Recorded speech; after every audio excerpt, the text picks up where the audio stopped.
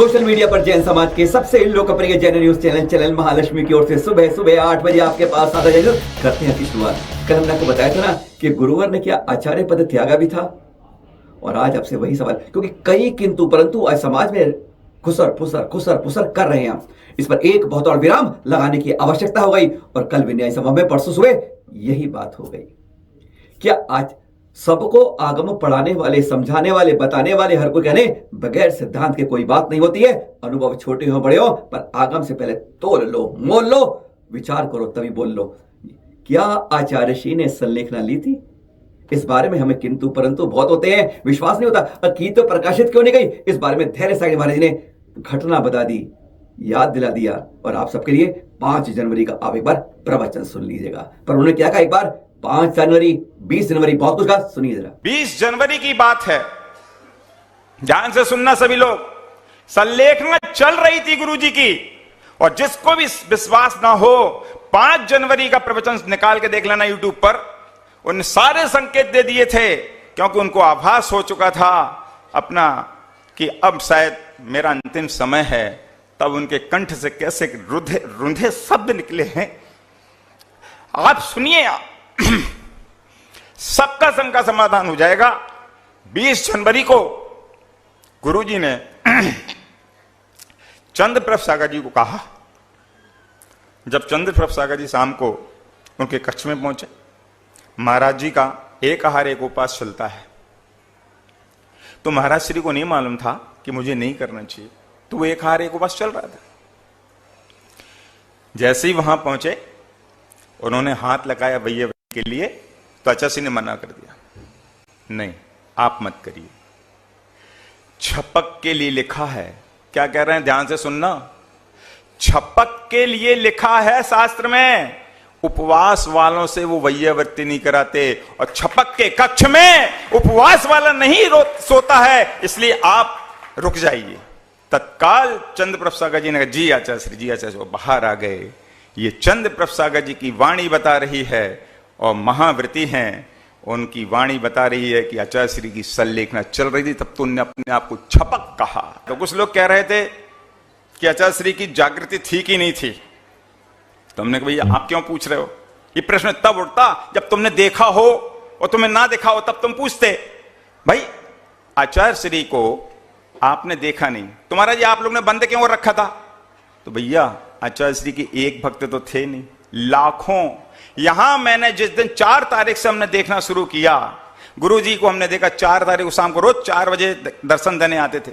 यहां कम से कम 5-7 हजार भीड़, ओफो कितनी भीड़, बच्चे महिला पुरुष सुबह से बैठे रहते थे, उनकी प्यास, दर्शन की प्यास। और जब जैसे दरवाजा खुलता था, और जब वो चिल्लाते थे नमोस्तु आचार्य श्री नमोस्तु, आचार्य श्री के कान, चूंकि उनको तकलीफ थी, उनको आपको सबको पता है पीलिया हो गया था, सबने देखा है, वो तो कोई छिपा हुआ नहीं। पीलिया ऐसा बढ़ गया था, तो उनके सिर में दर्द होने की वजह से वो बता नहीं सकते थे, पर उनको आवाज सुनने से वो उनका ठनकता था, इसलिए दरवाजा हम लोग बंद रखते थे कि उनको आवाज नहीं सुनना। अगर पता चल जाता, घोषणा अगर हो जाती, तो हम बता रहे हैं यहां स्थिति खराब हो जाती, और आचार्य श्री की समाधि शायद उस हिसाब से नहीं हो पाती। इसलिए तो मैं आपको जागृति, अंतिम समय तक की जागृति देखिए कि 17 तारीख की बात है, हम लोगों ने खूब निवेदन किया हार के उठाने के लिए। आचार्य श्री ने, जब पूज मुनि श्री योग सागर महाराज ने कहा, आचार्य महाराज हम सबकी भावना है, 2 दिन हो गए आपने जल नहीं लिया, और जल तो ले लीजिए। सभी ने खूब निवेदन किया, तो आचार्य श्री बोले शांति रखो, ये बोला। आप जाग रहे हैं, आप लोग तो जाग रहे हैं ना, उनकी जागृति देखिए। शाम को मनीष पूर्ण आयु वाला ब्रह्मचारी आया, आचार्य श्री ने उसको कहा था कि अंतिम समय तक तुम मेरी आंखों से ओझल मत होना। परम पूज्य पूज सागर महाराज उनको लेके आए ब्रह्मचारी को, आचार्य श्री ये ब्रह्मचारी मनीष आया, आपने कहा था ना कि आंखों से ओझल नहीं होना, ये आ गया। जैसे ही मनीष ने नमोस्तु किया, आचार्य श्री ने तत्काल हाथ उठाया, वो जागृत थे। और सुनिए, हम लोग 4 किलोमीटर दूर ले गए थे, क्योंकि 4 बार ऐसा हुआ कि स्थान परिवर्तन होने से वो ठीक हो जाते थे। बड़ी सीरियस स्थिति में वो ठीक हो गए हर जगह, आप लोग को पता है, रेवती रेंज हो, चाहे कुंडलपुर हो, चाहे अमरकंटक का हो, चाहे नेमावर का हो, इसलिए ऐसा किया सबके कहने पर। तो 4 किलोमीटर बाद वापस हम लोग ले आए, अतिथि भवन में रखा, और जैसे ही विनय भैया ने और महाराज जी लोगों ने बताया आचार्य श्री वापिस चंद्रगिरी आ गए हैं, अपन उसी से आचार्य श्री मुस्काए और आशीर्वाद ऐसे दिया। जागृति देखिए, अंतिम समय की जागृति का ध्यान से सुनना। 2:15 की समय की बात हम सब लोग नमोकार में सुना रहे थे। मुनि श्री निर्यापक श्रवण समता सागर महाराज जी ने आचार्य महाराज को कहा, आचार्य श्री आप जागृत है ना, इस संकेत दीजिए, कुछ संकेत दीजिए उंगली हिला करके। तो आचार्य श्री का ऐसा हाथ हिला। आप सब ने वीडियो देखा होगा, बहुत लोग कह रहे थे ये आचार्य श्री ने ऐसा, हमने कहा आपने देखा? बोले हाँ हमने देखा, ऐसा आचार्य श्री ने ऐसा हाथ उंगली हिली उनकी, ऐसा उठा। ये जागृति का प्रतीक देख लीजिए। और जागृति देखिए, हम लोगों से अंतिम समय तक उनने करवट बदले लेकिन हाथ नहीं लगवाया। ये उनकी जागृति देखिएगा। परम श्रेष्ठ समाधि आचार्य श्री की हुई है। क्षपक मुनिराज की वैयावृत्ति कभी भी कोई उपवास करने वाले नहीं देते। ये थोड़ा नियम है, सिद्धांत है, आगम का जानते हैं आप लोग। तो कैसे संकेत आचार्य ने दिए? उन्होंने कहीं शोर नहीं मचाने को कहा, कहीं बताने को नहीं कहा, पर उन्होंने हर संकेत से हर कदम पर सबको समझा दिया। मुनिषी चंद्र सागर जी उस समय मालूम पड़ा एक आहार एक उपवास का क्रम चल रहा है, पहले भी चल रहा था। तब और अब में क्या फर्क आया, सुनिए जरा उनका संकेत क्या था। क्या संलेखना ली थी या नहीं, क्लियर हो जाएगा, सुनिए जरा। 20 जनवरी 2024 उस दिन ये सामने ये जो नेट लगा हुआ है, यही जो भी बना गया था कमरा, वही आचार्य श्री सबके दर्शन के लिए आते थे देने के लिए। आचार्य श्री पीछे आ रहो नहीं, जनता दूर दूर से आते हैं, सबको दर्शन मिलना चाहिए, सबको होना चाहिए, वहाँ चलो। तो यहाँ करके बैठते थे, सबके लिए दर्शन होता था। ठंड के समय भी था, आँच भी आते थे गर्मी की, इस अपेक्षा से यहाँ बैठते थे। 20 जनवरी को हम मध्याह्न में चले गए और उनके लिए जो भी थोड़ा सा घी लगाने के लिए प्रयास किया हमने, वही अर्थ करना है। आचार्य कहते हैं देखो महाराज जी, उपवास जो करते हैं उनको जो भी वही अर्थ नहीं करना चाहिए। महाराज ऐसा क्यों? क्योंकि अभी तक कुंडलपुर से और वो रैली पटनागंज में, सिरपुर में अभियान पहले जनवरी में आए थे हम लोग 23 में 30 को, और 1 महीना रुक करके फरवरी 27 को यहाँ से बिहार होता अमरकंड के लिए। उस समय भी थे, उस समय मना नहीं किया था। आप सुन रहे क्या? नहीं, संकेत को समझो। उस समय भी हम व्यवहार करते थे, उस समय उपवास करते थे। रैली पटनागंज में गर्मी थी, गर्मी में 2 महीने एक और उपवास करते थे। और वहाँ के जो विषय डॉक्टर लोग आते थे, निरामय सागर जी भी थे, प्रसाद सागर जी भी थे। उस समय गर्मी के समय उपवास में भी व्यवहार कर जाते थे। वो प्रसंग आ गया, डॉक्टर लोग 3 लोग थे, डॉक्टर अनिल सिंह जी, डॉक्टर स्वप्निल सिंह जी और गौरव, ये तीनों थे। उनके साथ भी वायर करने के लिए गए थे वहाँ रैली पटनागंज में। तो सप्त धातु के बारे में चर्चा चले थे। शरीर में जो भी ये सप्त धातु है, इसके बारे में चर्चा चली। तब आचार्य ने कहा देखो 6 को तो धातु माना है, लेकिन वीर को जो भी शक्ति रूप से माना है। यदि वो किसी के पास संचित है, वीर है, तो विशेष रूप से उनको थकाना आती नहीं। यदि कोई उपास में भी वही अर्थ करता है, आहार में भी करता है, इनको करना पड़ता है।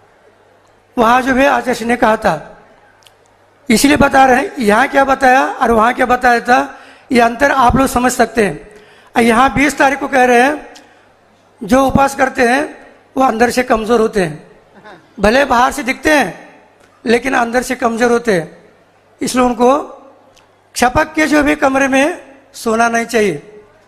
महाराज ऐसा क्यों? क्यों व्यंतर का प्रभाव हो सकता है। तो हमने ऐसे कैसे देखो, यदि नहीं छपक के अंदर प्रवेश करके उनको भी प्रभावित कर सकता है। ऐसे कैसे? महाराज देखो भगवत आराधना में लिखा है, ये आचार्य का वचन है। तो हमने उस दिन से ठीक है आचार्य हम जा रहे हैं, और रौनक है ब्रह्मचर्य, उनको बुलाओ। अच्छा हम ब्रह्मचर्य नहीं किया, अरे ठीक है ब्रह्मचर्य को बुलाओ। तो हम जा रहे हैं, नमस्ते कर दिया, और रौनक को बुला करके उनके माध्यम से हम चले गए। उस दिन से हमने उपवास बंद कर दिया, क्योंकि इसका दो अर्थ होते हैं। आप समझो, हम डायरेक्ट कभी बोलते नहीं जो उपवास करने वाले कमजोर होते हैं इसलिए सोना नहीं, इसका मतलब आप उपवास बंद करो, एक संकेत हो गया।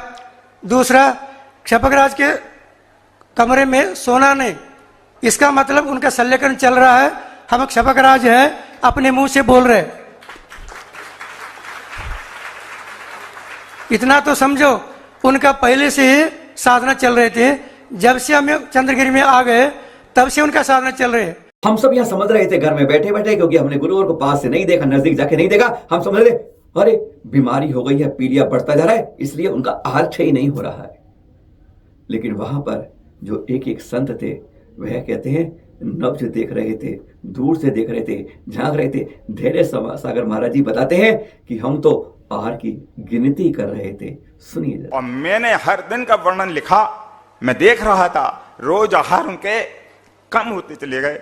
जैसे आचार्य समंतबद्ध स्वामी ने लिखा, आहारम परिहाप्य क्रमशः स्निग्धम विवर्धयेत खरपान हापनम अपि पूरियेत क्रमशः, ऐसा कुछ श्लोक आया। और फिर उसमें आया खरपान हापना अपि कृत्वा कृत्वोपवासम अपि शक्त्या पंच नमस्कार मनास तनुम त्यजेत। उन्होंने स्पष्ट उसमें जो लिखा उसके अनुसार ही जिया। अंतिम समय में आचार्य श्री ने हमने देखा 15 तारीख को 7-8 तारीख को वो आए, एक वैद्य जी आए थे पूना से। उन्होंने देखने के बाद कहा आचार्य श्री थोड़ा आहार में चेंज करेंगे, तो आचार्य श्री के हम शब्द सुन रहे थे। आचार्य श्री नहीं नहीं नहीं, अब मैं रोटी आदि ठोस पदार्थ नहीं ले पाऊंगा, मेरे जंगा में बल नहीं है, मैं खड़ा नहीं रह सकता, पेय पदार्थ ही लूंगा। तब उनको बताया, अच्छा जी वो चापर की लपसी, हाँ वो ले लूंगा। अच्छा जी वो माड़, हाँ ले लूंगा। वो हमारा छाछ, हाँ वो ले लूंगा। ये आचार्य सिंह ने कहा, विनय भैया बैठे, सब बैठे और महाराज लोग बैठे थे। ये आचार्य सिंह ने स्वीकार किया। देखिए वो हम देख रहे थे रोज 8 मिनट 10 मिनट से करते, और धीरे धीरे वो पानी बढ़ाते गए, वो चीजें कम करते चले जा रहे थे। 15 तारीख को उन्होंने 2 अंजुली पानी लेके और अंजुली ढीली छोड़ दी, बैठाल दिया गया। फिर 16 तारीख को उपवास हो गया, 17 को उपवास कर लिया उन्होंने यम संलेखना ले ली थी। 2 अंजुली पानी लेने के बाद यम संलेखना ले चुके थे, इसलिए वो खूब कोशिश की। 3 बार दिन में हम लोगों ने उठाने की, उठा के बैठा दिया। परम पूज्य प्रसाद सागर महाराज ने जबरदस्ती हाथ धुला दिए, हाँ बोलो बोलो नमोस्तु नमोस्तु बोलो, हे स्वामी नमोस्तु नमोस्तु। लेकिन अचासी तो यूं हाथ छोड़ दिया और न ढीला चढ़ दिया, और जैसे लेटाते वो करवट लेके फिर लेट जाते। वो जागृत थे, लेकिन हम लोग उठाते तो ढीला छोड़ देते हाथ। ये उनकी जागृति बता रही है कि वो पूरी तरह अंदर से जागृत थे और उन्होंने संकल्प ले रखे थे, लेकिन बताना नहीं था संघ को, क्योंकि ये बताते ही कहीं इन लोगों के मुख से निकल गया तो ये लाखों करोड़ों जनता टूट पड़ेगी। और ये संलेखना में जो जागृत होते हैं ना मुनिराज, वे अपने उसको धीरे धीरे धीरे कम करते जाते हैं, ठोस जल कम। और आचार्य श्री के बारे में वहां विराजमान चंद्र सागर मुनिराज भी कहते हैं, हम गिनते थे आज कितनी ग्रास कम कर लिए, कितने उन्होंने अंजुलि जल कम किया। दूर से देखते थे और इस बात को गिनकर फिर अब नियापक श्रवण योग साजी महाराज जी को आके बताते थे। सुनेंगे जरा आप। हाथ कंगन को आरसी किया और फिर अपने जैसे मूर्खों के लिए पढ़े लिखे को फारसी किया। सुनिए। हम बाहर खड़े होकर के उनका आहार गिनते थे, हम ग्रास कितना लिया, पानी कितना लिया। 3 दिन के बाद महाराज जी 2-2 अंजलि कम करते करते आ गए। सुन रहे क्या नहीं आप लोग? कम करते करते आ रहे। बाहर भी बोलते, आप पूज्य मुनिश्री निरापक मुनि महाराज योग साजी आने के बाद भी बोलते थे हम बाहर, महाराज जी आज आचार्य ने इतना आहार लिया, इतना पानी लिया, इतना आहार लिया, इतना पानी लिया। प्रसाद सागर जी हो अथवा निरामत सागर हो, उनके बोलती है आज कम हो गया, आज कम हो गया, 2 दिन तो ठीक हो गया था, आज कम हो गया। इसका मतलब उनका महीनों से चल रहा है। इतना नहीं, अभी तो हम देख रहे यहाँ तो ठीक है, लेकिन यहाँ जो भी चंद्रगिरी में आए थे 11-12 में, तब से उन्हें भगवती आराधना चालू कर देते हैं महाराज को। और यहाँ जो भी 2024 में 12 साल के बाद अपना समाधि पूर्ण कर दिया। किसी भी बात को उछालो नहीं, किसी को प्रकाशित मत कहो, किसी को कहो मत, संकेतों से सब कुछ समझ लो। आगम जो पढ़ते नहीं, जो उतारते हैं, जो आचरण में डालते हैं, जो कहते हैं आगम पर चलते हैं, अपने आचरण से दिखाते हैं, ऐसे गुरुवर के प्रति उन्होंने योग सागर जी महाराज जी को साफ कह दिया था, समाधि तक कुछ नहीं करना, उसके बाद जो करना है बताए अनुसार करना, निर्देशों का पालन करना। और नियापक योग सागर जी भी ने विनयांजलि समय इन बातों का कुछ इस तरह से रहस्य उद्घाटन किया। सुनेंगे जरा, सुनते हैं। आप लोग जो है ना, आप लोगों की बुद्धि केवल प्रदर्शन की ओर दृष्टि दिखती है। उन्होंने ऐसा किया तो इसको यहाँ किया, ऐसा क्यों नहीं किया, ये क्यों, ऐसा क्यों, हमसे कई बार पूछ चुके। कई बार लोगों ने पूछा मेरा ऐसे क्यों करते, क्या ऐसे क्यों करते, क्या आगम से हट के करते, ये बताओ। आगम से हट के करते हो तो बताओ, बाकी तुम देखते जाओ। बात यह है कि हम लोग यही देखते, हम लोग इसलिए शुरू से हम मौन बने रहे। जो आचार्य महाराज कहते हैं वो करना है हमें, अपनी तरफ से कोई बात करना नहीं। तभी तो हम 50 साल तक गुरु महाराज के साथ रहे। अब आगे जो भी हम कदम उठाएंगे उसमें किसी भी प्रकार से आप करते हैं दखलबाजी, तो हम इसके भागीदार नहीं, तुम कुछ भी करते हो। क्योंकि असमी की भाषा कभी भी कुछ भी कर सकता है, इसलिए हम कुछ भी नहीं किए। फिर भी हमारा कर्तव्य था, हमने गुरु महाराज ने कहा था, तब हमने कहा अब आप लोग, आप जाने, आपका काम जाने। मैं यही कहना चाहता हूँ, आप लोग को बहुत जिंदगी मिली, तो पुण्य से मिला है। इस कार्य के लिए आप सभी लोग सद्भावना के साथ इसका मंगल कार्य को संपन्न करेंगे। नियापक और समता सागर जी महाराज ने इस बारे में स्पष्ट कर दिया, एक स्वस्थ समय में संलग्न रहना 4-5 साल कुछ भी लो, अब लो, फर्क नहीं पड़ता। लेकिन जब शरीर के अंदर काया क्रश हो रही हो, बीमारी आक्रमण कर रही हो, शरीर अस्वस्थ हो रहा हो, जर्जर होता जा रहा हो, तब संलेखना को निभाना, उस तरह से आगे चलना।